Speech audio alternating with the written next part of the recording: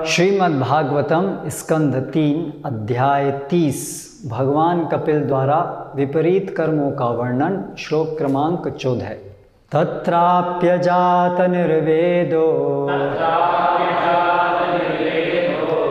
ध्रियमाणः स्वयं भृतैः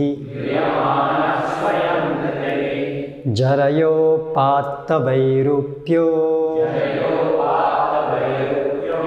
मरणाभिमुखो गृहे।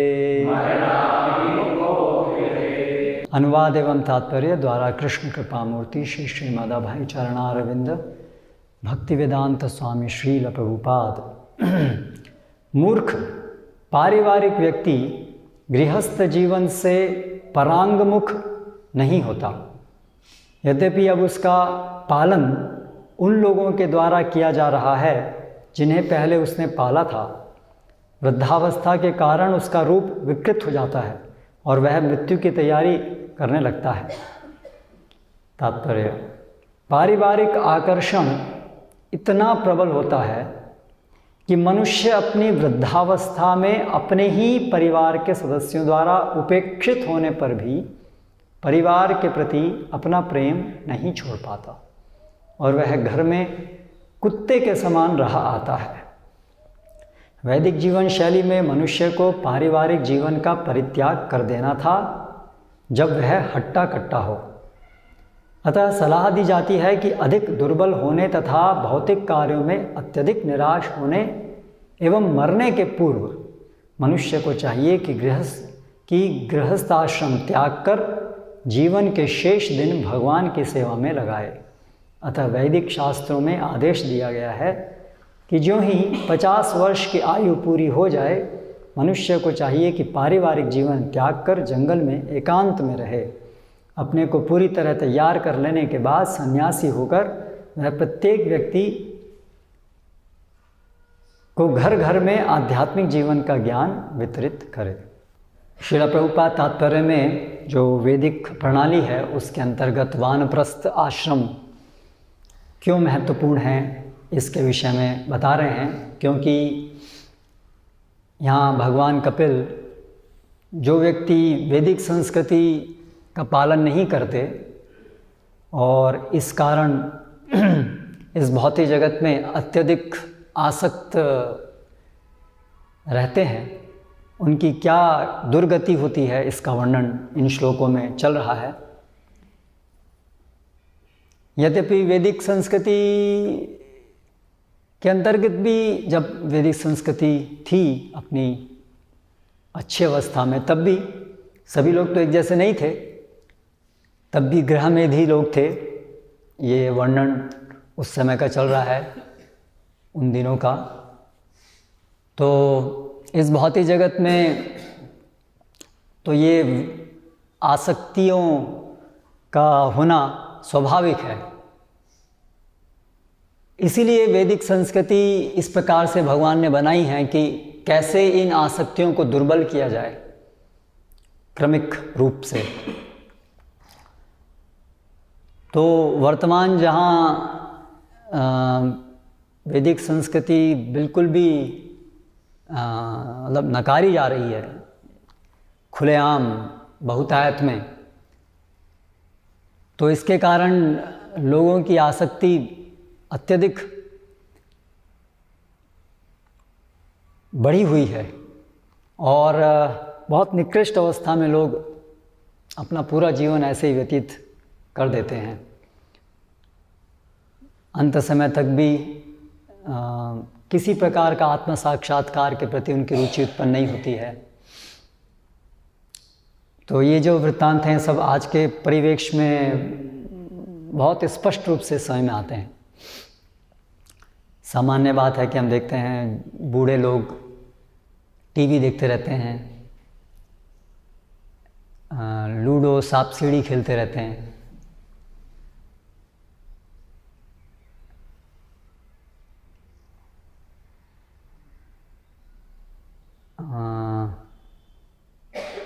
या ऐसे ही बैठ करके बिल्कुल व्यर्थ की बातें करते रहते हैं और पोते पोती इनके साथ खेलते रहते हैं। उनके जीवन को देखने से दिखता है कि उन्होंने कुछ भी पूरे जीवन में थोड़ा सा भी आत्म साक्षात्कार कुछ प्राप्त नहीं किया।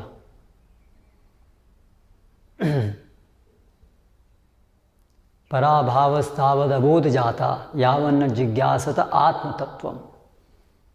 अबोध जाता, जन्म के समय तो अबोध थे ही, लेकिन अभी 60-70 साल के होने पर भी वैसे ही क्रियाएं उनकी, वैसे ही अबोध प्रतीत होते हैं। तो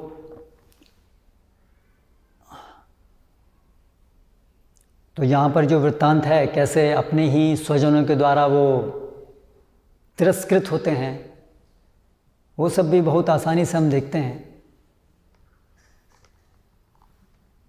उनका कोई मान सम्मान नहीं करता है, उनके साथ कोई बैठना नहीं चाहता है, टाइम उनके साथ बूढ़े सटिया गए हैं, क्या बिना मतलब की बात करते रहते हैं। फिर भी वो लोग उस गृह को त्याग नहीं पाते हैं, इतना अपमान सहने पर भी। तो यहाँ पर बताया है कि ये जो घर की आसक्ति है, पारिवारिक आकर्षण बहुत प्रबल होता है, इसलिए बहुत खराब स्थिति अनुभव करने पर भी लोग इसको छोड़ नहीं पाते हैं, क्योंकि उन्होंने पूरा जीवन आसक्तियों को बढ़ाया है, पारिवारिक आसक्तियों को। तो ये जो पारिवारिक आसक्तियां हैं, सभी प्रकार की आसक्तियों में ये विशेष रूप से बलिष्ठ है।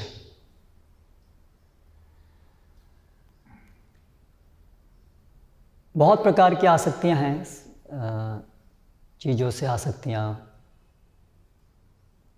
बहुत प्रकार की आसक्तियां हैं, लेकिन विशेष रूप से यहाँ पर जो वर्णन है वो है पारिवारिक आसक्तियों से, अर्थात पति पत्नी के बीच में आसक्ति, पिता माता पिता बच्चों के बीच में आसक्ति इत्यादि, ऐसे जो रिलेशंस हैं, फैमिली रिलेशंस, उसमें जो आसक्ति है वो विशेष रूप से बहुत दृढ़ होती है।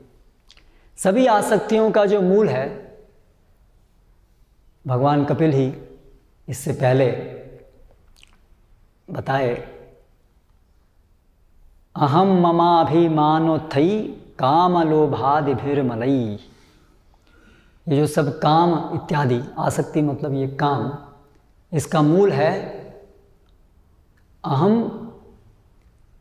ममाभिमान, मैं और मेरा का अभिमान। अहम ममाभिमान उत्थई, इससे ये उत्थित होता है, प्रकट होता है, काम लोभ इत्यादि। तो ये मूल कारण है कि हम अपने को आत्मा न मान करके इस भौतिक जगत का एक अंश मानते हैं, अपनी पहचान मन, शरीर और इस शरीर से संबंधित चीज़ों से करते हैं। ये मूल कारण है हमारी सभी आसक्तियों का, और ये जो मूल कारण है ये तो चिरकाल से हमारे साथ चला आ रहा है। ये जीवन तो उसकी एक कड़ी है, लेकिन यानी कि जन्म से ही हमारे अंदर ये अहम ममाभिमान उत्थई काम लोभ, उसके साथ ही हमारा जन्म होता है। बहुत गहराई में पोषित हो चुका है पूर्व जन्मों में, करोड़ों जन्मों में। और फिर ये जन्म लेने के बाद फिर से जब हम एक पारिवारिक संबंधों में आते हैं तो ये और अधिक बलिष्ठ हो जाता है। इसलिए फिर आगे भागवतम में बताया कि पुंसा स्त्रिय मिथुनि भाव में तयो हृदय ग्रंथि आहुस अतः गृह क्षेत्र सुताप्त वित्तैर जनस्य मोहो अयम अहम ममेति। तो ये जो पारिवारिक संबंध है उसको यहाँ पर पुंसा स्त्रिय मिथुनि भाव से इंगित किया है। सारे के सारे पारिवारिक संबंध इससे इंगित हैं, क्योंकि केंद्र जो है पारिवारिक संबंधों का वो स्त्री पुरुष आकर्षण होता है। तो ये जो आसक्ति है जो व्यक्तियों के बीच में, संबंधियों के बीच में इस प्रकार से होती है, वो हृदय ग्रंथि, वो विशेष ग्रंथि है। पैसे से आसक्ति या घर से आसक्ति या कपड़ों से आसक्ति या गहनों से आसक्ति, इन आसक्तियों से भी कहीं ज़्यादा बलिष्ठ होती है संबंधियों से, व्यक्तिगत जो संबंध होते हैं उनसे आसक्ति। क्यों? विश्वनाथ चौधरी ठाकुर बताते हैं कि ये डबल फोल्ड है, यह आसक्ति दुगना होती है। क्योंकि हम मान लीजिए कपड़ों में आसक्त हैं, लेकिन कपड़े हम में आसक्त नहीं हैं, करेक्ट? लेकिन अगर हम किसी एक पति पत्नी में आसक्त है तो उसकी उल्टी तरफ से पत्नी भी पति में आसक्त है। इसलिए अगर पति जो है वो पत्नी से अनासक्त होना भी चाहे तो पत्नी की आसक्ति उसे और कठिनाई प्रस्तुत करती है अनासक्त होने में। तो इसलिए जो परिवारजनों की आसक्ति है वो दुगनी आसक्ति है, इसलिए वो ग्रंथि बहुत अधिक बलिष्ठ है। इसलिए ये श्लोक में कहा गया है कि पुंसा स्त्रिया मिथुनी भावमेतन तयो हृदय ग्रंथि आहु। तो ये बहुत हृदय के अंदर एक गांठ की तरह से बन जाती है, आसक्ति बहुत प्रबल हो जाती है पारिवारिक संबंधों में। और इस के कारण फिर ये सब उत्पन्न होता है, ये सब लक्षण कि व्यक्ति जो है मृत्यु के समय आने तक भी वो देख ही नहीं पाता है कि उसकी मृत्यु कैसे आ रही है। एक और श्लोक है जिसमें बताया है कि जो व्यक्ति पारिवारिक आसक्तियों में लिप्त होता है, समय कैसे बीत रहा है उसको पता नहीं चलता है। जरावस्था कैसे आ रही है, मृत्यु कैसे बहुत तेजी से उसकी तरफ दौड़ रही है, उसको दिखता नहीं है। क्योंकि ये जो आत्मा ज्ञान विज्ञान नाशनम है, ये सभी जो आसक्तियाँ हैं वो आदमी की बुद्धि शक्ति को ख़त्म कर देती हैं। तो बहुत सारे भागवतम में कितने श्लोक हैं जिसमें कि ये गृह आसक्ति से क्या क्या दुर्गुण उत्पन्न होते हैं इसका वर्णन है। उनमें से कुछ को देखें तो एक श्लोक में बताया है कि कैसे ये पूरा मूड बना देता है व्यक्ति को, इल्यूजन, मूड, और बांध देता है। यस्तु आसक्त मतिर गृहे पुत्र वित्तैषणातुरः स्त्रैणः कृपण धीर मूढ़ो ममाहम इति बध्यते। यस्तु आसक्ति मतिर गृहे, गृह में जिसकी आसक्त मति जिसकी आसक्त होती है, पुत्र वित्तैषणातुरः, पुत्र में, वित्त में, स्त्रैणः कृपणाधी मूढ़ा, वो मूर्ख जो है वो कृपणाधी उसको बताया गया, मम अहम इति बध्यते, इस भावना में बन जाता है मैं और मेरा।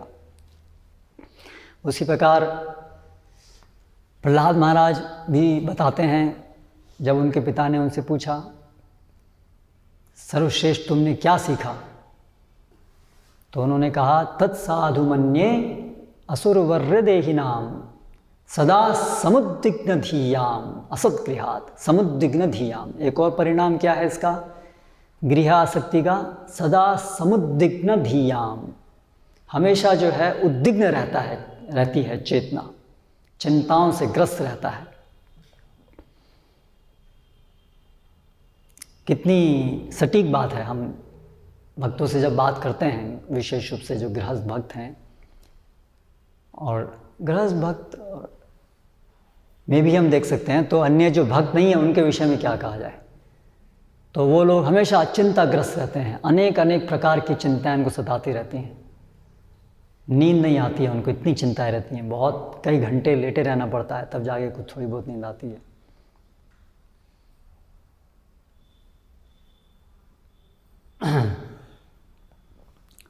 तो सदा समुद्विग्न धियाम, हमेशा चिंतित रहते हैं। फिर मुचुकुंद बताते हैं, विमोहितो अयम जनईश मायया त्वदीयया त्वाम न भजति अनर्थ दृक् सुखाय दुःख प्रभवेषु सज्जते गृहेषु योषित पुरुषश्च वंचितः। वंचितः मतलब चीटेड, जिसको धोखा हुआ है, वंचितः। तो जो धोखा, जिसको धोखा हुआ है, ऐसा एक पुरुष स्त्री वो गृह में प्रवेश करते हैं क्या सोच के? सुखाय, सुख के लिए। लेकिन कहाँ प्रवेश करते हैं? दुख प्रभवेषु सज्जते।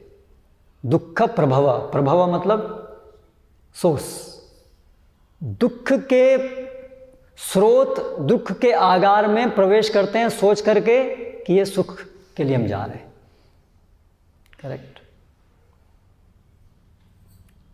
तो ये जो अगेन आसक्ति है वो अंधा कर देती है, इसलिए व्यक्ति समझ नहीं पाता है कि वो, तो जो जिनका प्रशिक्षण नहीं हुआ है विवाह से पहले कृष्ण भावनामृत में, तो उन लोगों की तो ऐसी हालत होती है, वो तो बहुत बड़ी बड़ी अपेक्षाओं से, सुख की बहुत बड़ी बड़ी अपेक्षाओं से विवाह करते हैं और फिर दिन प्रतिदिन उनको दुख प्रभव है ये प्रतीत होता है, लेकिन छोड़ नहीं सकते हैं। श्री प्रभुपाद बोलते थे ना उसको, दिल्ली का लड्डू खाए वो पछताए, ना खाए वो पछताए। तो ऐसी स्थिति होती है फिर उसकी, वो दुख अनुभव करता है लेकिन उसको छोड़ नहीं सकता है, क्योंकि एक तरफ उसकी आसक्ति बढ़ रही है, उस आसक्ति की वजह से दुख होने पर भी वो उसको, उससे बाहर नहीं निकल सकता है, जो प्रशिक्षित नहीं है, जिनको साधु संग नहीं है। फिर पिंगला अपना अनुभव बताती हैं, कियत् प्रियं ते व्यवभजम कामये कामदा नराः आदियंतवंतो भार्याया देयावा काल विद्युताः। स्त्री सोचती है कि पुरुष उसको बहुत सुख प्रदान करेगा, पुरुष सोचता है कि स्त्री बहुत सुख प्रदान करेगी, लेकिन वो कहती हैं कि ये सब पुरुष की बात क्या, जो स्वर्ग में जो देवता हैं उनकी भी एक सीमित आयु है, ये सब समय के प्रभाव से बाहर ले जाए जा रहे हैं, तो कितना सुख ही दे देंगे, क्योंकि ये तो सब अनित्य क्षणिक इनका सबका जीवन है। और हम ये देखते हैं कितने लोग जो है अनुभव करते हैं कि विवाह करते हैं और फिर कुछ समय बाद पत्नी मर जाती है या तो पति मर जाता है। करेक्ट। बहुत जल्दी भी हो जाता है, शादी होते ही कुछ समय बाद उनके लिए तो जीवन जैसे पहाड़ टूट जाता है। करेक्ट। कितने उनके इच्छाएं थी, इस तरह से बहुत क्रूर लगता है संसार, वास्तव में क्रूर ही है ये, दुखालयम अशाश्वतम ही है। तो जो लोग आत्मवित नहीं हैं उनके लिए तो ये एक जैसे वो क्या बोलते हैं उसको, बुरे सपने को, बहुत बुरा सपना, नाइटमेयर। इस लोग डरते रहते हैं कि कभी भी ये कोई नाइटमेयर की तरह से प्रस्तुत हो जाएगा। तो ये वास्तव में जीवन की सच्चाई है। तो जो लोग इसके लिए प्रशिक्षित नहीं हैं, जिनको बचपन से इसके बारे में बताया नहीं गया है, उन लोगों की बहुत खराब दशा होती है। इसलिए वैदिक संस्कृति में कौमारमाचरित प्राज्ञा, बचपन से इन विषयों को बताया जाता है। एक्चुअली बचपन से, जैसे जब बच्चा पैदा होता है तब तो उसको बहुत लाड प्यार से पालना चाहिए, उस समय उसको आवश्यकता है। वो तो कह रहा है बच्चा है तो उसकी आसक्ति तो ख़त्म नहीं हो सकती है तुरंत, लेकिन उसको लाड प्यार से उसका पोषण होना चाहिए, जिससे उसको एक अच्छा मानसिक और अच्छा एक अनुभव मिले। लेकिन फिर 5 साल की आयु से धीरे धीरे उनको संसार की सच्चाई बतानी चाहिए। शुरू में तो वो जो मांगते हैं माता पिता पूरी करते हैं, उनको ऐसा लगता है कि संसार बड़ा कितना सुंदर है, सब मेरे लिए कितने उत्सुक हैं मेरी सेवा करने के लिए, जो मैं मांगता हूँ सब मिल जाता है। लेकिन वास्तव में संसार तो बहुत अलग है, उसकी जो प्रकृति बहुत अलग है। जैसे जब हम बड़े होते हैं तब हम देखते हैं संसार में क्या होता है। ऐसा नहीं है आप जो मांगो आपको मिल जाएगा, है ना। आपको उसके लिए पहले तो मेहनत करनी पड़ती है, और मेहनत करने पे भी वो मिले ऐसा ज़रूरी नहीं है, और मिलने पर भी चला जाएगा। ये सच्चाइयाँ हैं। बहुत प्रकार के कष्ट मिलते हैं, बहुत ईर्ष्यालु लोग होते हैं। अभी छोटा बच्चा होता है तो उससे कौन ईर्ष्या करेगा? सब तो माता पिता सब लाड प्यार से पाल रहे हैं उसको, लेकिन संसार ऐसे लाड प्यार से पालने वालों से नहीं भरा हुआ है। संसार में तो कॉम्पिटिटर्स हैं। करेक्ट। तो ये सच्चाई कौन बताएगा उनको? तो इसलिए बचपन से सच्चाई बतानी चाहिए धीरे धीरे। तो जब शास्त्रों का अध्ययन होगा, सत्संग होगा, तो ये सब चीज़ सब सामने आएंगी। और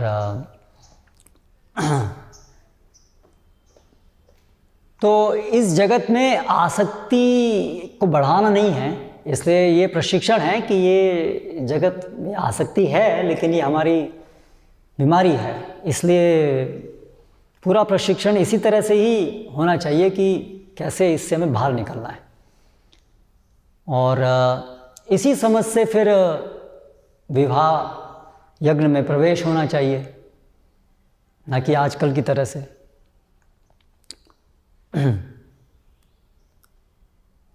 और नियमित सत्संग और नियमित शास्त्र अध्ययन, उससे ये जो एक जो इल्यूजन है, जैसे हम आज देखते हैं, आज लोगों के अंदर बिल्कुल बहुत कितना दृढ़ विश्वास है कि वो इस जगत को एंजॉय करेंगे। कितना दृढ़ विश्वास है, दे विल एंजॉय। तो स्वाभाविक है ना, वो बहुत ज़्यादा फ्रस्ट्रेट होंगे, बहुत ज़्यादा निराश होंगे, क्योंकि वास्तविकता से बहुत दूर वो लोग जा रहे हैं। विशेष रूप से आधुनिक समय में तो पूरा संसार की सच्चाई को आवृत करने के प्रयास हर जगह हम देख सकते हैं। हर जगह पे आवृत करने के प्रयास। जो वैदिक संस्कृति है उसमें अनावश्यक सच्चाई को ढका नहीं जाता है। जैसे कई बार मैं बोलता हूँ कि गांव में जीवन होता है तो जन्म को देखते हैं लोग होते हुए घर में, ऐसा नहीं कि हॉस्पिटल में जन्म हो रहा है। और वो भी बहुत सारे एनेस्थीसिया, जैसे आजकल सिजेरियन है, तो उसकी जगह जब स्त्री नेचुरल डिलीवरी होती है तो वो पीड़ा को अनुभव करती है उस प्रकार से। और उसी प्रकार फिर मरण, तो मरण भी लोग देखते हैं होते हुए आँखों के सामने, तो उससे उनको साक्षात्कार होता है कि जीवन अनित्य है। लेकिन आजकल आईसीयू में लोग मरते हैं, दिखता ही नहीं है कहाँ है, और वहीं से वहीं सीधा फिर इलेक्ट्रिक फर्नेसेस, वहाँ भी दिखता नहीं है कुछ, अंदर गए। लेकिन यहाँ तो एक शरीर जलता हुआ दिखता है, तो अलग साक्षात्कार होता है ना, उससे इम्प्रेशंस पड़ते हैं। और फिर जो बीच का टाइम है बीमारी का, तो उसमें फिर ये हॉस्पिटल्स हैं 5 स्टार होटल्स की तरह से। तो पूरा यही प्रयास है कि कैसे छिपाया जाए सच्चाई को, लेकिन छिपाने की जगह उसको सिस्टमेटिकली, क्रमिक रूप से सिखाना चाहिए लोगों को कि ये सच्चाई है। क्यों वो लोग इसको नहीं सिखाते हैं? क्योंकि इनके पास कोई इसका उत्तर नहीं है। छिपाने के अलावा वो क्या करेंगे? अगर छिपाएंगे नहीं तो उनके लिए पूरा जीवन बहुत निराशाजनक है ना। लेकिन वैदिक संस्कृति में ऐसा नहीं है। ये भौतिक जगत निराशाजनक नहीं है, क्योंकि इसका उत्तर है वैदिक संस्कृति में कि ये सब जो दुखालय है वास्तव में इसका उत्तर है, इससे हम बाहर निकल सकते हैं। तो जो लोग नास्तिक लोग हैं उनके पास तो आवृत करने के अलावा और कोई चारा नहीं है, इसलिए उनकी ऐसी स्थिति होती है। फिर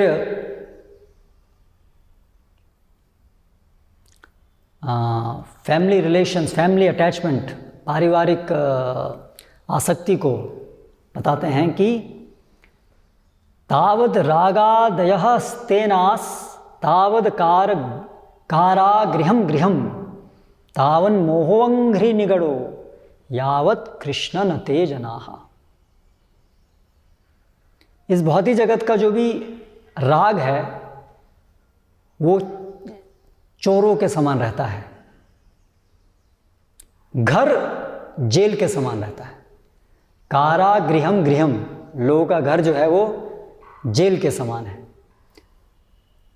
तावान मोहो अंघ्रि निगड़ो, और ये परिवारजनों के साथ जो आसक्ति है वो पैर में बंधी हुई जंजीरों के समान रहती हैं। यावत कृष्ण नते जनाः, तब कब तक? जब तक कृष्ण का कोई भक्त नहीं बन जाता, जब तक कृष्ण में रति नहीं होती, तब तक उन लोगों के लिए घर जो है वो घर नहीं है, जेल है। आसक्तियां जो है उनके चोर के समान है, उनको चोरी करती हैं, उनका धन सब कुछ उनसे छीनती हैं। एक और जगह पे पारिवारिक जनों को क्या कहा है, वो श्रृगाल और भेड़िए के समान कहा गया है। करेक्ट, कितना कटु शब्दों में शास्त्रों में यह सब वर्णन है। जो गृह मेधी है उन लोगों के लिए, वो जिनको स्वजन मानते हैं वही उनके वो भेड़िए के समान हैं, चोर के समान हैं, जो उनसे उनका धन संपत्ति शांति सब कुछ छीन लेते हैं। तो कैसे इससे निकला जाए, इस दुष्कर आसक्ति से, गृहजनों के प्रति आसक्ति, पारिवारिक जनों के प्रति आसक्ति से कैसे निकला जाए? तो सबसे पहले तो प्रशिक्षण शुरू होना चाहिए जीवन के आरंभ से, वहाँ से शुरू होना चाहिए। क्योंकि जितना दिन हम अज्ञानता में इस भौतिक जगत में आसक्तियों को बढ़ाने में निकालेंगे, उतनी हमारी ये जो जंजीरें हैं मजबूत होती जाएंगी, तो उतना ही ये जो इल्यूजन है, भ्रम है, और प्रगाढ़ होता जाएगा। इसलिए कौमारम आचरित प्राज्ञा, वहाँ से आरंभ हो जाना चाहिए। और फिर गुरुकुल शिक्षा है लड़कों के लिए, और कन्याओं के लिए भी उनकी माताओं के द्वारा यथोचित शिक्षा होनी चाहिए। यही शास्त्र की शिक्षा सबके लिए है, स्त्रियों के लिए, पुरुष के लिए भी है। उसका मोडेलिटी अलग हो सकता है। गुरुकुल की जगह वहाँ पर गृह के परिवेश में स्त्रियों की शिक्षा, लेकिन स्त्री दोनों को शिक्षा है इस संसार की वास्तविकता के विषय में। तो ये शिक्षण होना चाहिए बच्चों को। और फिर जो पुरुष केवल सुन करके इस आसक्ति से निकल नहीं पा रहे हैं, उनके लिए गृहस्थ आश्रम में प्रवेश करने का विधान शास्त्रों में है। क्योंकि गृहस्थ आश्रम उनको मदद करता है इस आसक्ति को क्रमिक रूप से कम करने में। जो लोग सुन करके, शास्त्रों को सुन करके इस आसक्ति से बाहर नहीं निकल पा रहे हैं, उनके लिए गृहस्थ आश्रम में प्रवेश करके इससे निकलने का मार्ग सुझाया गया। अर्थात गृहस्थ आश्रम जो है आसक्तियों को कम करने के लिए ही है, ना कि आसक्तियों के लिए है, आसक्तियों को कम करने के लिए। जहाँ जो गृह मेधी हैं, जो वर्तमान समय में ज़्यादातर लोग हैं, उनके लिए ये होता है कि उनका केवल आसक्तियाँ बढ़ती हैं। तो इसके लिए कहा गया है, जब कुरुक्षेत्र में वो वसुदेव को सभी उन्होंने पूछा ऋषि मुनियों से, मुझे कुछ शिक्षाएं दीजिए आप, तो वो बोलते हैं वित्तैषणाम यज्ञदानै, वित्तैषणाम यज्ञदानै गृहैर्दार सुतैषणाम आत्मलोकैषणाम देव कालेन विसृजेत बुधः ग्रामे त्यक्तैषणाः सर्वे ययुर्धीरास्तपोवनम्। वित्तैषण, ऐषण मतलब इच्छा, ऐषण, वित्तैषण पैसे की इच्छा, इसको कैसे छोड़ा जाए? इसका उपाय क्या है? यज्ञ दानई, यज्ञ और दान संपन्न करके एक गृहस्थ पैसे के प्रति अपनी आसक्ति को कमजोर करता है। तो कैसे गृहस्थ आश्रम से आसक्ति कम होती है, ये विवरण है। और गृह मेधी क्योंकि ये सब नहीं करते हैं, इसलिए उनकी आसक्ति और बढ़ती जाती है। पैसा कमाते हैं और पैसे के लिए फिर अलग अलग गैजेट्स खरीदते रहते हैं। उनके लिए पैसा कमाने का एक ही उद्देश्य है, अलग अलग चीज़ें खरीदना, अलग अलग मॉडल्स बोलते रहना, कार के मॉडल बोलते रहना। तो उससे क्या होता है, उनकी आसक्ति बढ़ती जाती है। लेकिन वास्तव में गृहस्थ आश्रम के अंदर धन संपत्ति जो कमाई जाती है उसका उपयोग यज्ञ और दान के लिए करना चाहिए, तो फिर उससे वित्त में आसक्ति कम होगी। इसलिए गृहस्थ आश्रम के लिए यज्ञ बहुत बहुत महत्वपूर्ण है। तो यज्ञ का भाग है दान। यज्ञ करते हैं तो उसमें फिर दान देते हैं। देखिए आजकल लोगों में दान करने की प्रवृत्ति कितनी कम है। दान के बारे में कभी कोई सिखाया था किसी को? आजकल तो कोई ट्रेनिंग नहीं है। क्या कभी कोई बच्चे अपने माता पिता से सुनते हैं कि दान करना चाहिए? क्या अपने माता पिता को देखते हैं दान करते हुए? वो अपने माता पिता को अपने माता पिता के प्रति भी कुछ करते हुए नहीं देखते हैं। संसार के किसी लोगों के प्रति करते हुए नहीं देखते। कंजूस, किसी के प्रति कुछ नहीं करना है, सब मैं। तो इसलिए वो यही प्रशिक्षण लेते हैं। कभी भी इन्होंने सीखा ही नहीं है कुछ देना। करेक्ट। लेकिन वैदिक संस्कृति में माता पिता अपने उदाहरण से सिखाते हैं कैसे दान देना चाहिए और शिक्षा भी देते हैं। जैसे हम देखते हैं श्रील प्रभुपाद बताते हैं कैसे उनके पिताजी घर में अक्सर साधुगण आते रहते थे और वो साधुओं का सम्मान करना, साधु को देना, दान देना, तो बहुत स्ट्रांग इंप्रेशन उनके दिमाग में पड़ा था ना। करेक्ट। तो ये वैदिक संस्कृति है। गृहैर दार सुतैषणाम, दार सुत ऐषणाम, जो इच्छा है किसकी? दार और सुत, पत्नी बच्चे, इनकी जो इच्छा है वो कैसे कमजोर होती है? गृहैर, जो घर गृह उचित कर्म करके ये इच्छा समाप्त होती है। अर्थात इसके कई प्रकार से कार्य करती है। जो उत्सुकता है कि ओह विवाह होगा, पत्नी होनी चाहिए, पत्नी बच्चे, ये सब, तो जो सुन करके नहीं इस अज्ञानता से बाहर निकल पा रहे हैं तो उनके लिए ठीक है, आप अनुभव करके सीखिए, जिससे उनकी वो उत्सुकता कम हो जाती है। नहीं तो वो उत्सुकता बनी रहती है ना। वही दिल्ली का लड्डू है उसको उत्सुकता बनी रहती है, इसमें क्या होगा, इसमें कितना विशेष सुख होगा। करेक्ट। तो एक बार वो अनुभव कर लेने से वो उसकी उत्सुकता जो है वो क्षीण हो जाती है। देख लिया अभी क्या होता है, ठीक है। और ना केवल देखने से उत्सुकता कम होती है बल्कि उसकी वास्तविकता देखने से और अधिक इच्छा कम हो जाती है कि उसमें।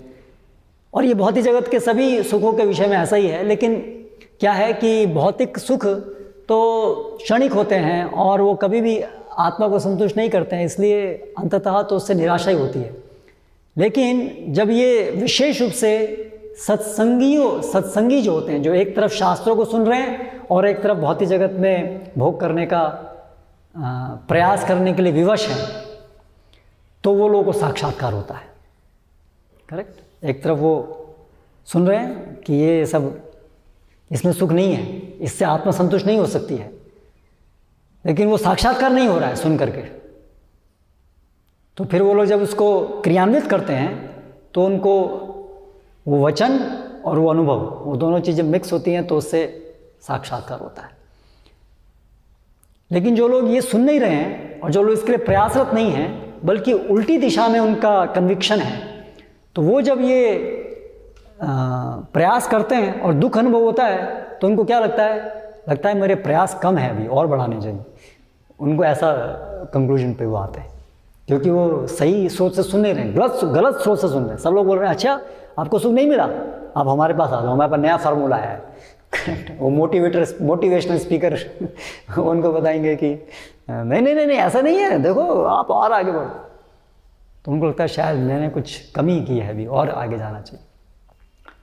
तो इसलिए अलग अलग प्रभाव होता है। फिर आत्मलोकैषणम देवकालेन विसृजेत बुधा। तो जो इस संसार में वो जो स्वर्ग, लोकैषणम मतलब स्वर्ग में जाने की इच्छा, वो कैसे खत्म होती है? देवकालेन। अरे ये देखते हुए कि देवताओं को भी मरना पड़ता है और देवताओं के लोकों में भी आपस में कैसे ईर्ष्या द्वेष होता है, तो ये कैसे पता चलेगा? जब शास्त्र पढ़ेंगे तब तो पता चलेगा। करेक्ट, नहीं तो कैसे पता चलेगा? तो शास्त्र में देखते हैं इंद्र की क्या अवस्था है, स्वर्गलोक के वासियों को भी कैसे हमेशा से वो उद्विग्न रहते हैं, परेशान रहते हैं। तो जब इंद्र का स्थान प्राप्त करने पर भी ये हालत है, तो मैं कंपनी का मालिक बनने की कोशिश कर रहा हूँ, उससे क्या होगा? वहाँ भी यही होगा, जितना आपका पास पैसा आएगा उतनी ईर्ष्या बढ़ेगी। इंद्र को क्या चिंता रहती है? उसको हमेशा चिंता रहती है कि मेरा पद कोई छीनने के लिए कोई तपस्या तो नहीं कर रहा, वो हमेशा यही परेशान रहता है। तो ऐसे ही जिनके पास भी पैसा है, जो कंपनी वाले हैं, उनके पास हमेशा क्या रहता है समस्या? दूसरी कंपनी कौन है जो हमसे कम्पीट कर रही है, उनकी चिंता यही रहती है भाई, है ना, इसको खा लो, ये भी मेरा कंपटीटर है, इसको कैसे हटाना है, उनकी चिंता यही रहती है।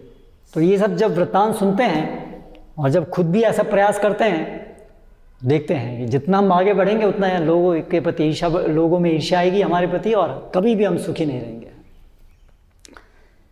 तो इस तरह से सब सीख करके ग्रामे त्यक्त ऐशनाः सर्वे, इस प्रकार से जो घर में रहता है, ग्राम के अंदर यानी घर, जो ये सांसारिक चीज़ें हैं उसके प्रति सभी प्रकार की आसक्तियों से वो छूट जाता है, त्यक्त।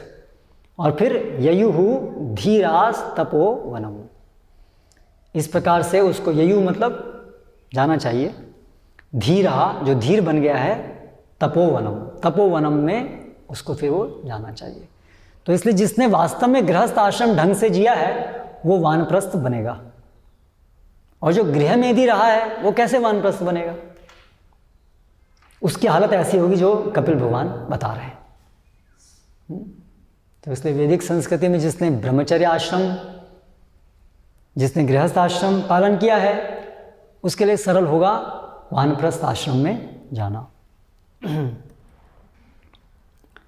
और एक गृहस्थ आश्रम में कैसे व्यक्ति को जीना चाहिए, हम देखते हैं गृहस्थ सारे वर्णन हैं गृह मेधी के, तो हमें ये नहीं सोचना चाहिए कि जो विवाह करता है वो ऐसा ही होता है।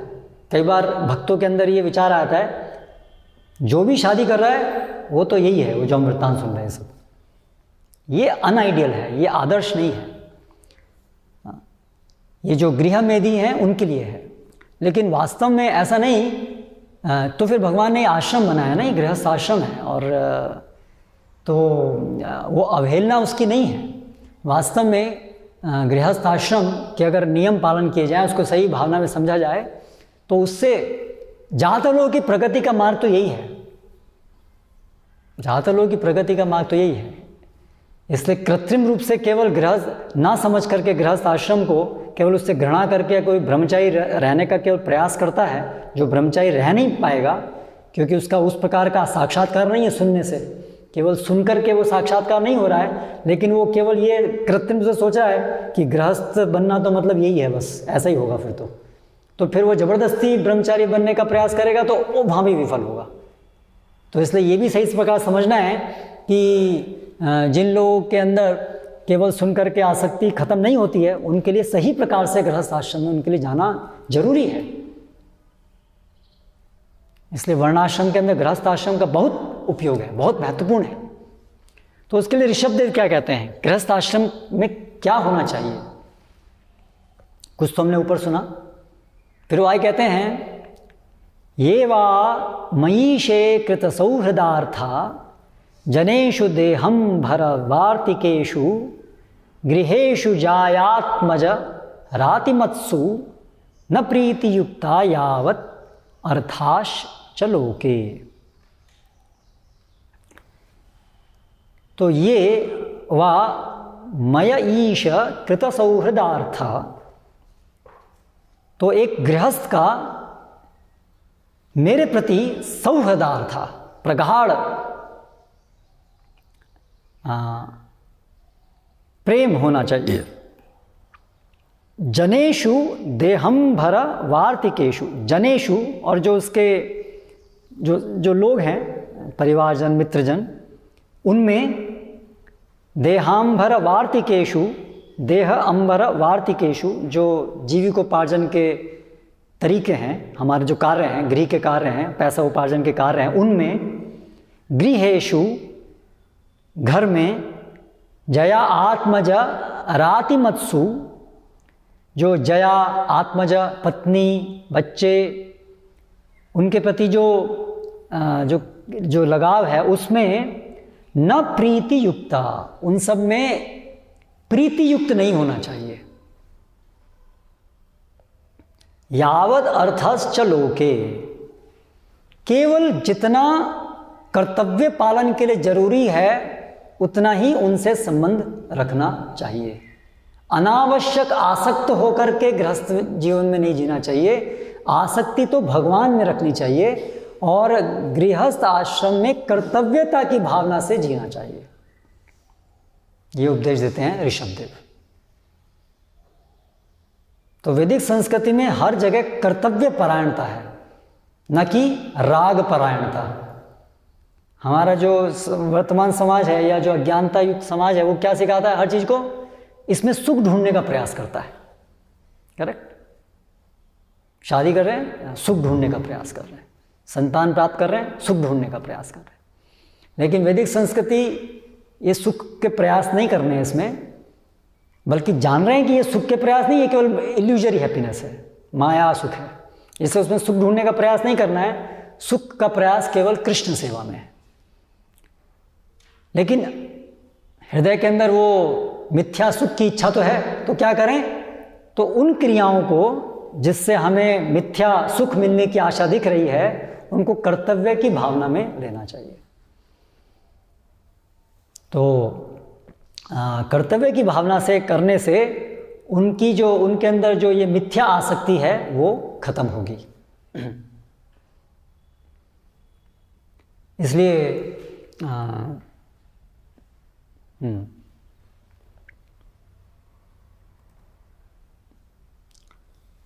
तो कर्तव्य की भावना से करना चाहिए। और उन सभी कर्तव्यों का जो केंद्र है कि सभी कार्यों को, परिवार के सभी कार्यों को, वित्त को, सब चीज को भगवान की सेवा में लगाना चाहिए। वास्तव में समझना चाहिए कि ये सब मेरा जो घर है, पत्नी, बच्चे, इसका एकमात्र उद्देश्य भगवान की सेवा में ही है। ये परिवार का केंद्र भगवान होने चाहिए। तो ये शिक्षा है। और फिर यदि सब कुछ प्रयास करने पर भी अंत में ये सब अनासक्ति प्राप्त नहीं हुई, तो पंचो स्वर्णम वनम गच्छेत, तो फिर जो भी हो जाए 50 साल पे तो चले ही जाना चाहिए। आसक्ति खत्म हुई कि नहीं हुई, वो फिर पुश करना चाहिए, निकल जाना चाहिए। तो वो भी कब निकल जाना चाहिए? समय रहते निकल जाना चाहिए, वो यहाँ बताया जा रहा है ना। इसलिए वानप्रस्थ कब होना चाहिए? ततो यतेत कुशलः क्षेमाय भवमाश्रितः शरीरम पौरुषम यावन न विपद्येत पुष्कलम। क्या कहा गया है? ततो यतेत कुशलः, जो व्यक्ति अपने श्रेय को समझता है उसे क्षेमाय भवमाश्रित, जो भव में आश्रित है, शारीरम पौरुषम यावन, ये मनुष्य शरीर जब मिला है, न विपद्येत पुष्कलम, जब तक ये खराब नहीं हो गया है, उससे पहले पहले इसका उपयोग भगवत सेवा के लिए विशेष रूप से करना चाहिए। तो जो जैसे श्रील प्रभुपाद बता रहे, जब तक शरीर में कुछ शक्ति है तब गृह को छोड़ करके वनम आश्रयेत, तपोवन में चले जाना चाहिए।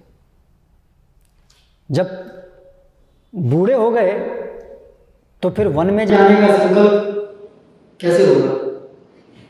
जब शरीर अभी हष्ट-पुष्ट है तब घर से अलग हम रह सकते हैं, अपने को भगवान की सेवा में लगा सकते हैं, वो ज्यादा आसान है क्योंकि अभी शरीर हष्ट-पुष्ट है।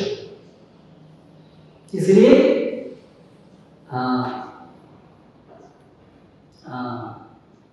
समय रहते ही होना चाहिए काम।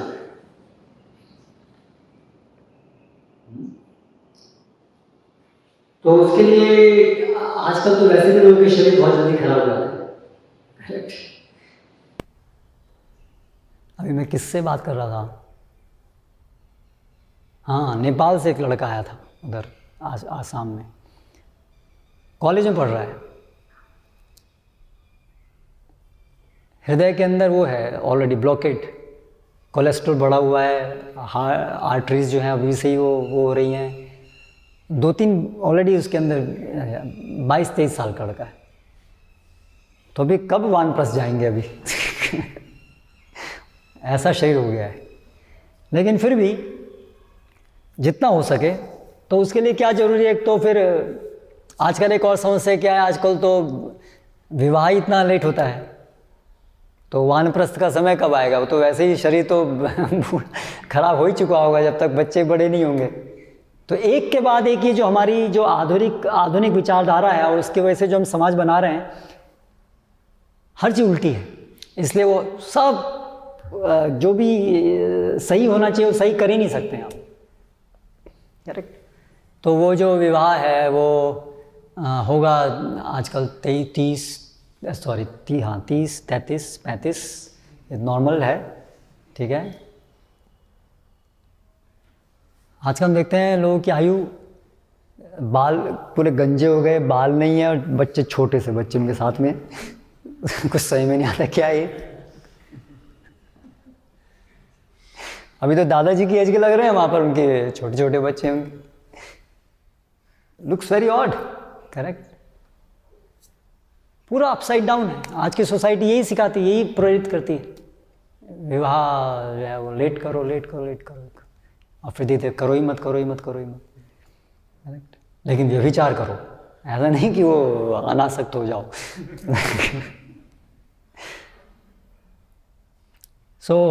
ये सब ये एक प्रॉब्लम है। तो वास्तव में जल्दी विवाह होना चाहिए, और उसके बाद फिर जैसे ही पुत्र जो है वो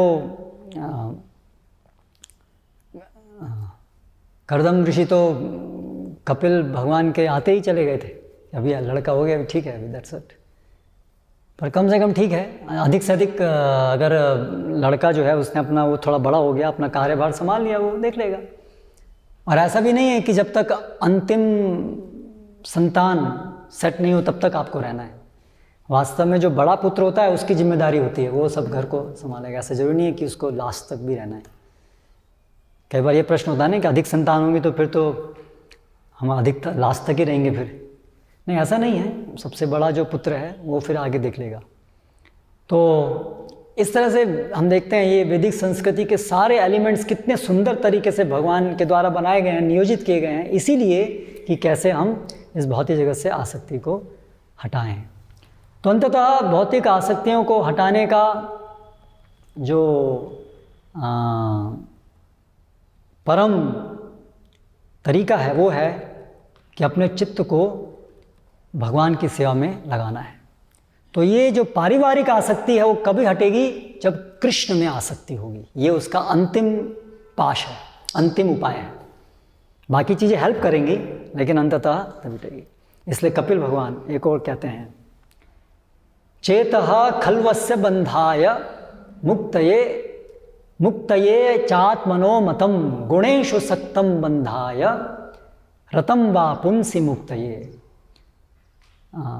और एक और पहले श्लोक का अर्थ, जो चेतना गुणेषु सक्तम बंधाय, गुणों में आसक्ति जो है वो बंधन का कारण है, लेकिन वही चेतना रतिम वा पुंसी मुक्तये, भगवान में आसक्ति मुक्ति का कारण है। तो चेतना को भगवान में लगाना, उनसे आसक्ति उत्पन्न करने के लिए प्रयास करना, ये एंटीडोट है। पारिवारिक जनों से आसक्ति को हटाने का एंटीडोट। अभी मुझे रिसेंटली क्लास में पूछा एक माता जी ने, प्रभु जी हम सुन रहे हैं लेकिन ये बच्चों में आसक्ति, परिवार में आसक्ति बहुत मुश्किल है, जाती नहीं है, क्या करें हम लोग? तो ये उपाय है, भगवान में आसक्ति बढ़ानी होगी। तो वहाँ पर मैं बता रहा था, जैसे आजकल ये फिल्मी गानों में होता है ना, वो प्यार किया नहीं जाता हो जाता है ना, लेकिन भगवान के साथ क्या है कि हमें लगता है होता नहीं है, किया जाता है। ये तो अपने आप में बहुत पापड़ बेलने पड़ते हैं भगवान के साथ तो लगाव उत्पन्न करने के लिए। करेक्ट। हम विकृत हैं। वास्तव में क्या है, नित्य सिद्ध कृष्ण प्रेम साध्य कबू न है, श्रवणादि शुद्ध चित्त। नित्य सिद्ध है, वास्तव में होना चाहिए। वास्तविकता क्या है, भगवान से प्रेम किया नहीं जाता है, वो तो हमेशा है ही। ऐसा है वास्तविकता, है ना। लेकिन अभी हमें ऐसा प्रतीत होता है उनसे तो कोई प्रेम नहीं, भगवान से कोई लगाव नहीं है। करेक्ट। इतने उल्टे हो गए हम लोग। करेक्ट। और फिर भौतिक जगत के लोगों के प्रति बोलते हैं प्यार किया नहीं जाता, हो जाता है। एक्चुअली वो भी अपने आप नहीं होता है, वो तो माया कराती है आपको। लेकिन माया इतनी स्विफ्टली कराती है उसको कि आपको पता ही नहीं चलता है कोई भी चीज़ अपने आप तो नहीं हो रही होती है, लेकिन है ना, लेकिन माया उसको कराती है। प्रकृति क्रियामाणानि गुणे कर्माणि सर्वशः अहंकार विमूढ़ात्मा कर्ता अमिति मन्यते। तो उसको पता नहीं कौन क्या करा रहा है। लेकिन उपाय ये है कि भगवान के प्रति आसक्ति बढ़नी चाहिए। तो उसके लिए तो हमें प्रयास करने पड़ेंगे, क्योंकि हम उससे बहुत दूर निकल गए हैं, अभी आवृत हो गए हैं। तो हमारे प्रयास क्या हैं, हमारे प्रयास भगवान की शरण लेने के प्रयास है। वास्तव में वही एकमात्र तरीका है। अपने प्रयास का मतलब यही है, भगवान की शरण ग्रहण का, भगवान से प्रार्थना करना कि हमें आपके प्रति आसक्ति हो, हमें आपकी सेवा में हमारी आसक्ति बढ़े। ये हमें भगवान से प्रार्थना करनी होगी। और उसके लिए भगवान जितनी हमें शक्ति दी है उसको क्रियान्वित करना होगा भगवान की सेवा करने में। तो उपाय भी बड़ा सरल है वास्तव में इन आसक्तियों से निकलने का, कि भगवान के प्रति आसक्ति बढ़ाई जाए। और भगवान के प्रति आसक्ति बढ़ाना सरल है, क्योंकि भगवान की सेवा का ये स्वभाव है। भगवान के संपर्क में आने से भगवान के प्रति लगाव बढ़ेगा ही बढ़ेगा। तो एक्चुअली इतना होपलेस नहीं है, बहुत आशा है, क्योंकि नित्य सिद्ध, ये भगवान के प्रति प्रेम नित्य सिद्ध है और भगवान सर्वाकर्षक है। और ये और इसी जीवन में हम भगवान के प्रति इतना प्रगाढ़ प्रेम प्राप्त कर सकते हैं कि ये भौतिक जगत का जो बड़े बड़े लगाव हैं वो भी उसके सामने क्षीण हो जाते हैं, है ना। क्या है वो यामुनाचार्य का, यदवधि मम चेत कृष्ण पदारविंदे। वो कहते हैं जब से भगवान आपके चरणों में मेरा लगाव हुआ है तो ये भौतिक जगत का ये स्त्री आकर्षण इत्यादि जितने भी है उसको विचार आते ही मेरा मैं उसके ऊपर विचार के ऊपर मैं थूकता हूँ। तो ये मुश्किल नहीं है वास्तव में, अगर हम गंभीर हैं कि भगवान से आसक्ति बढ़ाने के लिए प्रयास करने में अगर हम गंभीर हैं तो भौतिक जगत की आसक्ति से निकलना इम्पॉसिबल तो बिल्कुल नहीं है, डेफिनेटली। तो ये हमारा प्रयास होना चाहिए कि हम निरंतर साधु संग करें, भगवान के विषय में श्रवण करें, भगवान का गुणगान करें, इस इच्छा से कि हमें भगवान से लगाव हो, इस चेतना से, इस चीज़ को ध्यान में रखते हुए अगर हम ये सब क्रियाएं करेंगे तो भगवान हम पर कृपा करेंगे और हमें खींचेंगे, भगवान हमें खींचेंगे। जब भगवान खींचेंगे तो ये संसार के बड़े से बड़े लगाव भी सब शिथिल हो जाएंगे। हरे कृष्ण। कोई प्रश्न? जैसे व्यस्त जीवन में हम देखते हैं कई बार बहुत सारी भौतिक स्तर पर समस्याएं होती हैं या इच्छाएं हैं। तो एक तो भागवतम में श्लोक में बताया गया कि अकामो सर्व कामो वा मोक्ष काम उदारती, उसमें जो भी इच्छाएं हैं तो भगवान हमें भगवान से प्रार्थना करनी चाहिए। प्रार्थना करनी चाहिए किस चीज़ के लिए? कि भौतिक इच्छाएं पूरी हो जाएं इसके लिए? नहीं, मतलब वो एक बताया है और दूसरी तरफ हम नहीं, पर उसमें क्या बताया है? तीव्रेण भक्ति योगेन यजेत। उसमें ये नहीं बताया है कि भगवान से हम प्रार्थना करें कि भगवान मेरी इच्छाएं पूरी हो जाएं।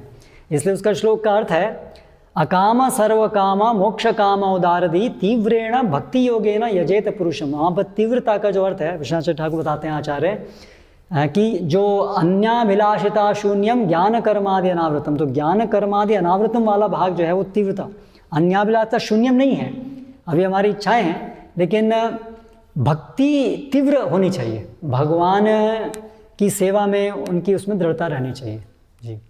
तो मतलब उसमें प्रश्न ये था कि दूसरी तरफ हम देखते फिर ऐसे भी उदाहरण हैं अलग अलग शास्त्रों में कि यहाँ पर अलग अलग देवी देवताओं से कुछ मांग वहाँ पर जो पूरी की जा रही है। जैसे अर्जुन के उसमें हम देखें तो अर्जुन को भगवान ने स्वयं जो है पाशुपतास्त्र के लिए शिव जी के पास भेजा, या विवाह के लिए देव लोग गए, या महाभारत में भी आता है कि आयोध्या अपने शिष्य वो बोलते हैं जब वो अंधे हो जाते हैं कुएं में गिर के, तो उनको बोलते हैं कि आप जो है अश्विनी कुमारों से प्रार्थना कीजिए, तो वो वेद हैं तो वो आपकी आँख ठीक करेंगे। तो मतलब इसमें भक्ति के दृष्टिकोण से भगवान से ही हमें ऐसी कुछ समस्याएं हैं मान लीजिए, तो देवी देवताओं जो है उनसे हमें वो मांग करनी चाहिए, या कोई भी उसका जो भी है, या भगवान की ही शरण में रहना चाहिए। एक्चुअली जब ये जहाँ पर ये वर्णन है इस प्रकार से शुद्ध भक्तों के लिए कि उनको देवी देवताओं से मांगना चाहिए, मांग सकते हैं, तो एक शुद्ध भक्त के लिए देवी देवताओं से मांगना उनकी शुद्ध भक्ति में रुकावट नहीं बनता है, क्योंकि वो उन देवी देवताओं को भगवान ने उनको एक ये विशिष्ट डिपार्टमेंट दिया है, इसलिए भगवान की सेवा में मैं उनसे ये मांग सकता। जैसे भी हमारे वर्तमान समय में हम देखते हैं कि हम जब बीमार होते हैं तो हम कुछ दवाई लेते हैं, तो हम जानते हैं कि भगवान के द्वारा एक ये सिस्टम बना है, आयुर्वेद है, भगवान ने दिशा निर्देश दिया है ना, शरीर को स्वस्थ रखने के लिए भगवान ने एक तरीका बनाया, तो हम अपनी बुद्धि का उपयोग करते हैं और वो उस चीज़ करते हैं। लेकिन जो लोग भक्ति में बहुत प्रगत नहीं हैं, उनके लिए जब वो देवी देवताओं के पास जाते हैं, विशेष रूप से समाज में सब लोग देवी देवताओं की उपासना इसलिए करते हैं कि उनसे भौतिक सुखों की आसक्ति के लिए, तो इसलिए बहुत अधिक संभावनाएं होती हैं कि वो अपनी आसक्तियों के वशीभूत होकर के ही उनसे मांगेंगे, ना कि शुद्ध भक्ति के लिए मांगेंगे। और उनसे वो जो ये भावना है कि ये भगवान से अलग हमें कुछ दे सकते हैं, इनकी भी कुछ शक्ति है, उससे वो जो भगवान के प्रति एकाग्र होकर के जो शरण लेने की भावना है उसमें व्यवधान आ जाता है। लेकिन अर्जुन हैं, गोपियां हैं, उनके उसमें संभव नहीं है। उनके उसमें तो ये है कि इनके पास ये है, आप मुझे दे दीजिए भगवान की सेवा करने के लिए, लेकिन भगवान की सेवा ही करना है, उसमें वो व्यवधान नहीं आता है। इसलिए एक वास्तव में एक शुद्ध भक्त के लिए वो जिसके पास जो भी है उससे वो ऊंची लेकर के भगवान की सेवा में लगा सकता है, उसका व्यवधान नहीं आएगा। लेकिन जो उन्नत नहीं है उनके लिए ये है व्यवधान, इसलिए उनके लिए ये संस्तुत नहीं है।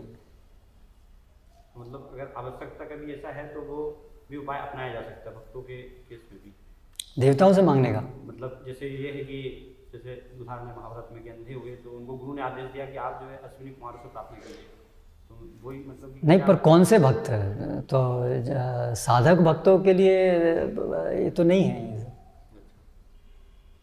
वो तो बहुत उन्नत स्तर की बात हो रही है। जो लोग पूरी तरह से जिनके मतलब उसमें हम देख लें कि हम अपने जीवन में अपने लिए कुछ कर रहे हैं कि नहीं कर रहे हैं।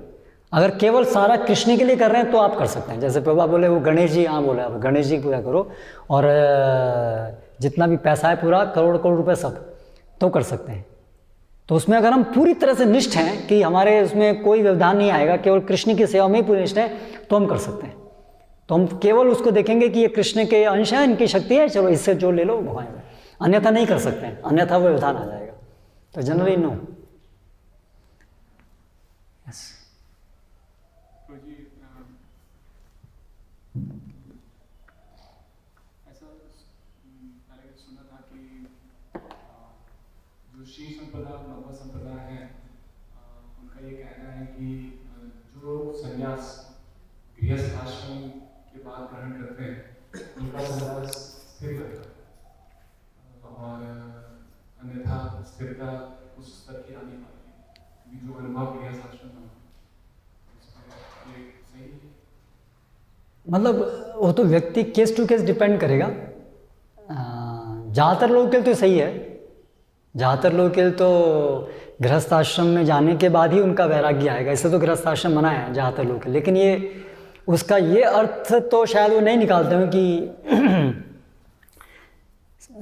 इसलिए कोई आजीवन ब्रह्मचारी तो रह नहीं सकता है, क्योंकि बहुत सारे उदाहरण हैं, शास्त्रों में बताया गया है, भागवत में बताया गया है कि गुरुकुल में अलग अलग प्रकार के ब्रह्मचारी बताए गए हैं, है ना। नैष्ठिक ब्रह्मचारी एक पूरा शब्द है, तो इसलिए ऐसा तो आई थिंक वो नहीं कहते हैं कि ये ऐसा होना ही नहीं चाहिए, लेकिन ज़्यादातर लोगों के लिए ऐसा ही है, लेकिन not necessary for everyone.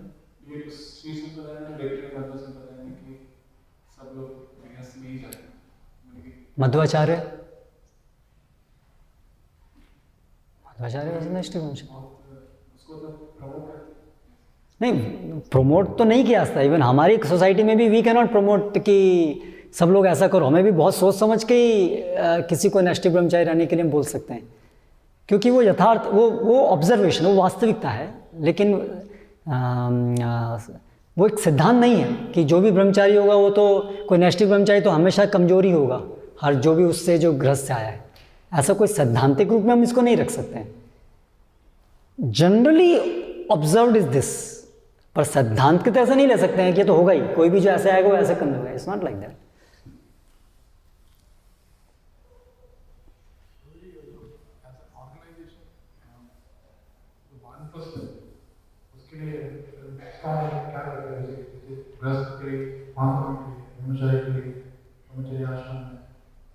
Farm community सबके लिए है वैसे, फार्म कम्युनिटी सबके लिए। अभी जो फार्म कम्युनिटी में जो गृहस्थ हैं वो जब वृद्ध होंगे तो क्या करेंगे, तो वो जो लोग वास्तव में जो ब्राह्मण स्वभाव के लोग हैं, क्षत्रिय स्वभाव के लोग हैं, विशेष रूप से 2, तो वो लोग वन में जाना इनके लिए ज़्यादा विशेष रूप से था। वैश्यों के लिए भी, शूद्रों के लिए तो नहीं था, वहाँ तो केवल गृहस्थाश्रम ही है, लेकिन उनके लिए भी समाज में वो रह रहे हैं तो घर के अंदर कम से कम सामाजिक कार्यों से निवृत्त हों और अधिक से अधिक सेवा में करें। तो प्रैक्टिकली इवन सिटी के अंदर भी जो गृहस्थ भक्त हैं, जो वानप्रस्थ में हैं, वो अपने सामाजिक आर्थिक इन कार्यों को विराम दे करके और प्रचार कार्य में लगे। Actually yeah that's a good point, I wanted to speak on that, कि श्रील प्रभुपाद ये चाहते थे और ऐसा होना चाहिए कि जो भी जो गृहस्थ भक्त हैं वो समय से निवृत्त हों अपने आर्थिक सामाजिक जिम्मेदारियों से और फिर फुल टाइम भगवान की सेवा में लगे। अभी मुझे रिसेंटली एक भक्त मिले नेपाल से, उनकी आयु है कुछ 50-55 साल, किसान हैं। बोले अभी मेरी इच्छा है कि मैं फुल टाइम भगवान की सेवा करूं। लड़का लड़की की शादी नहीं हुई है। मैंने कहा आपके उनकी बच्चों की शादी नहीं हुई? बोले लेकिन हमारे देश में तो ऐसा नहीं समझा जाता कि माता पिता को शादी करवानी होती है, बच्चे अपना आप ही शादी करते हैं। मैंने कहा अच्छी बात है, एक तरीके से ब्लेसिंग इन डिस्गाइज। तो आजकल कलयुग में ये भी एक अच्छी बात हो रही है। बच्चे भी, हमें जरूरत नहीं आपकी, हम अपने आप कर लेंगे, ठीक है। सो एनीवे पॉइंट इज़ कि वो इस बात को समझ रहे हैं कि हाँ मेरे भी जिम्मेदारी, मैं अभी जरूरत नहीं है, I want to come full time. तो ऐसा होना चाहिए। तो जो निवृत्त हों जल्दी और फिर फुल टाइम सेवा करें। तो अगर शहर में रह रहे हैं तो शहर में पास में कहीं रहें और प्रचार कार्य में लगे। बहुत सारी सेवाएं हैं जो भक्त निवृत्त हो ही कर सकते हैं। और जो लोग फार्म कम्युनिटी में ही रह रहे हैं गृहस्थ आश्रम से या उससे पहले से, फिर वो लोग वानप्रस्थ होंगे तो वो लोग फार्म कम्युनिटीज़ में ही रह सकते हैं, या फिर आगे चल के प्रचारक बन सकते हैं अगर ब्राह्मण संन्यास ले सकते हैं। अगेन ये भी एक है, जो लोग ब्राह्मण स्वभाव के हैं तो उनको संन्यास लेना चाहिए। पत्नी जो है वो अपने लड़के के साथ रहे और उनको प्रचार में लग जाना चाहिए ऐसे सन्यासी। और कोई प्रश्न है?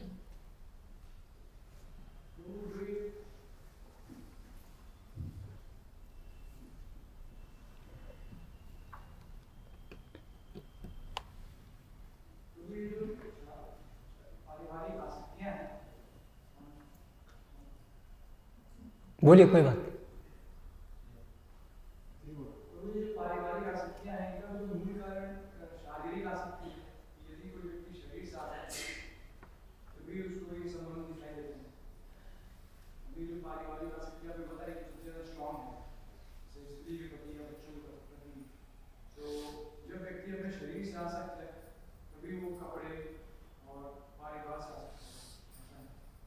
हाँ, सभी आसक्तियों का मूल तो अपने शरीर से आसक्ति ही है। अंततः कोई पत्नी से भी आ सकता है तो अंततः उसका कारण क्या है? इंद्रियों से आसक्ति। वो पत्नी हमारी इंद्रियों को संतुष्ट कर रही है, बच्चे हमारी इंद्रियों को संतुष्ट कर रहे हैं, इसलिए हम उनमें आ सकते हैं। तो अंततः सभी आसक्तियों का जो निचोड़ है वो तो कामादि नाम कतिना कतिदा पालिता दुर्देशा, ये शरीर, ये इंद्रियों की आसक्ति है। अहम ममेति वा, मैं शरीर, और वहीं से फिर ये सब फैलता है।